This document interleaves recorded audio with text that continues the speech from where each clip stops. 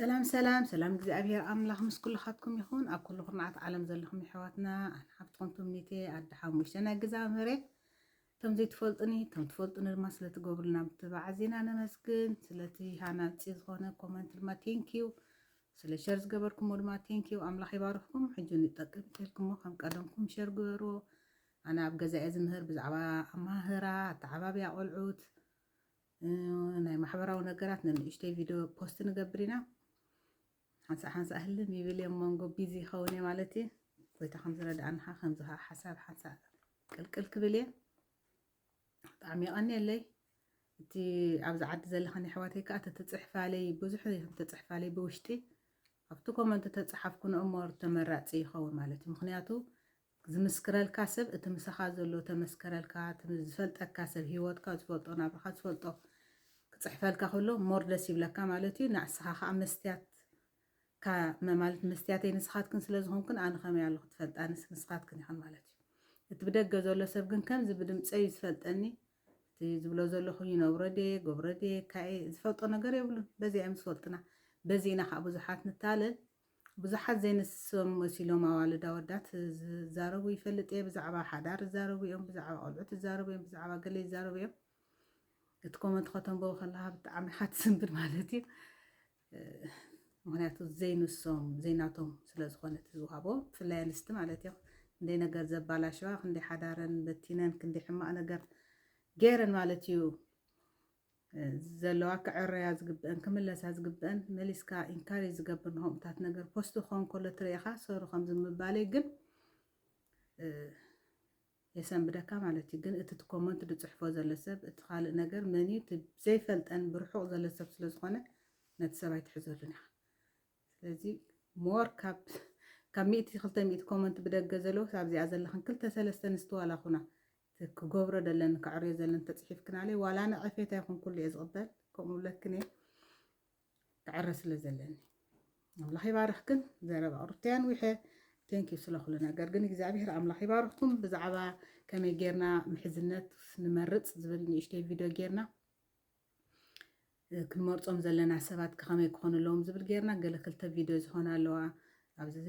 ስደት ኮይንካ ከመይ ኢልካ ከምኡ ሰብ ትረክብ እንታይ ትገብር ገለ ዝብል ግን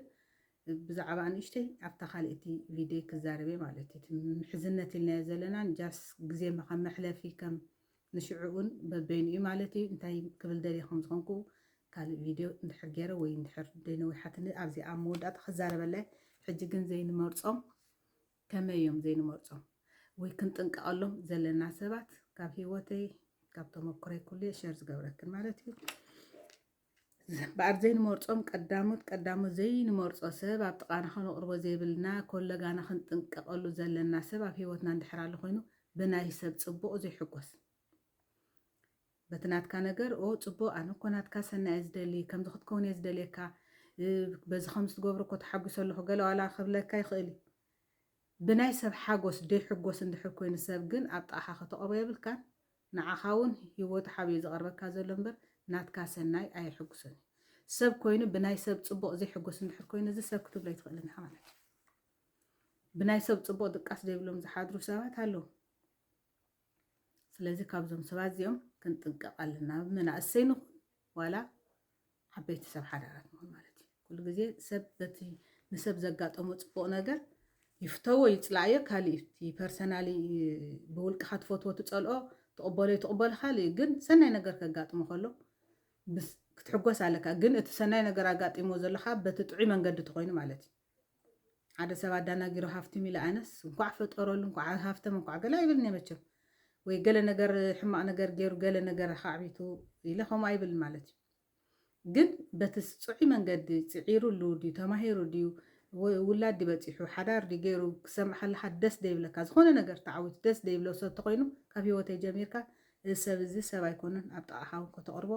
የብልካን ክትጥንቀቐሉ ዘለካ ማለት እዩ ካልእ ዝኾነ ሰናይ ነገር ሸር ዘይገብረካ ዝኾነ ፅቡቕ ነገር ዘይካፍለካ ሕጂ ዝኾነ ፅቡቕ ነገር ዘይካፍለካ ክንበከልና ኣብ ስደት ብዙሕ ዕድላት ክመፅእ ክእል ማለት እዩ ብዛዕባ ወረቐት ጌርካ ዲኻ ሰብ ከተምፅእ ስራሕ ናይ ስራሕ ዕድል ድዩ ናይ ትምህርቲ ዕድል ድዩ ናይ ገለ ዕድል ድዩ ገለ ነገር ክሰምዕ ከሎ ተሓቢኡ ንበይኑ ዝገብሮ ተኮይኑ እዚ محازخا ክትገብሮ የብልካን ከምኡ ብዙሕ ሸጋጥም ማለት እዩ ብስደት ደለና ብስ ካናዳ ገለ ዝኾነ ነገር ሓገዝ የጋጥሞ ከይነገሩካ ሕብ ኢሎም ከይዶም ከምኡ ይገብሩ እዞም ከምዚ ዓይነት ሰባት ከተቀርቦም የብልካን ሕልፎም ዘይርስዑ ኢልና ነርና ሕጂ ካ በንፃሩ ሕልፉ ዝርስዕ ተኮይኑ ሰብ ሕልፉ ዝርስዕ እንድሕር ኮይኑ ብሓዳር ሓርጎፅ ጎፅ ሓሊፉ ድዩ ብስእነትን ብገለን ሓሊፉ ድዩ ካልእ ድዩ ንዓኻ ንሕስያ ዘይብሉ ዝማስኒ ንዓይ እውን ከምዚ ሓሊፈ ፈልጥ እንዴ ከምዚ ጋጢምንስ ይፈልጥ እንዴ ሲኢነስ ይፈልጥ እንዴ ሓሚመስ ይፈልጥ እንዴ ገርጨውጨው ኢለስ ይፈልጥ እንዴ ዘይብል እንድሕር ኮይኑ ሕልፉ ዝርስዕ እንድሕር ኮይኑ السب زي أخاخت قربي بالكان ويون بزعبة أنا كلام يعرفت زحالة في قدام كم تكفنا يون أو تصبح هلو أو حما هلو بزعوم زي قدسات خينو عجها تصبح أنا منعها كم أخذت متسكافة كخول لجانا تينا لنا إجرهان إركان تكب مالتيو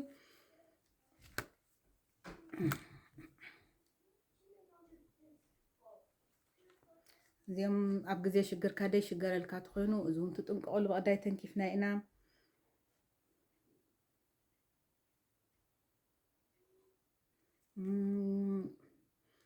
زوادادرك تخينها زوادادرك خب كل حجي سخات مهركا تتمهر تصبو تمرعها تخمر حدار خجبر حال تصبو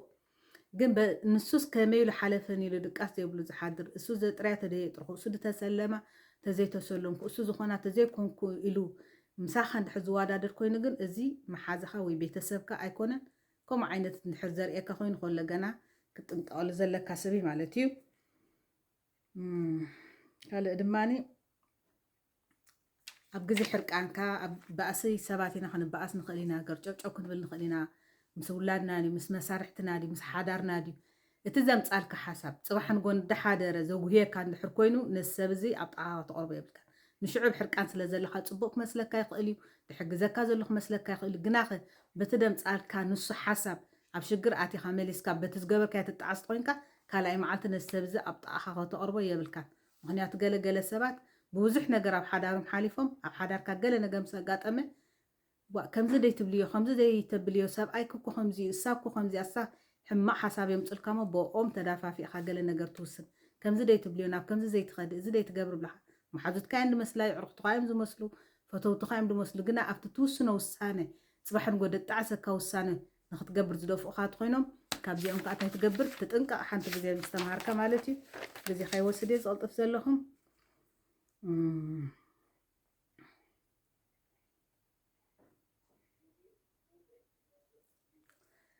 ዝኾነ ነገር ክሳኣን ከሎ ስራሕ ዲ ክሳኣን ከሎ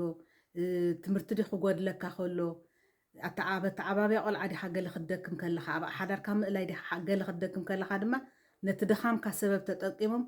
أي بعد كستدا خمسين لين زجرا سخس كم زجركي كم زكوا سخم زجركي opportunity ناي سرح سلازي العدل ناي سرح سلازي لكو يكون تمرت سلازي بالكا قليلو مليسوم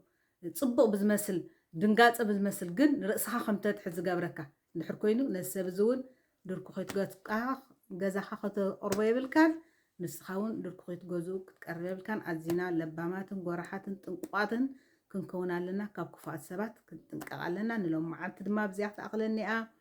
بزعباتن أبكومنت تحفكنا ليجن نشتي فيديو على نسالة 4 دقائق دحر سالس تدي قال حكا بركفتني أملاح يبارككم تباركوا نباركتكم كاب كفاءة زبالة كله يجزي أبير أملاح يحلكم تباركوا تشاو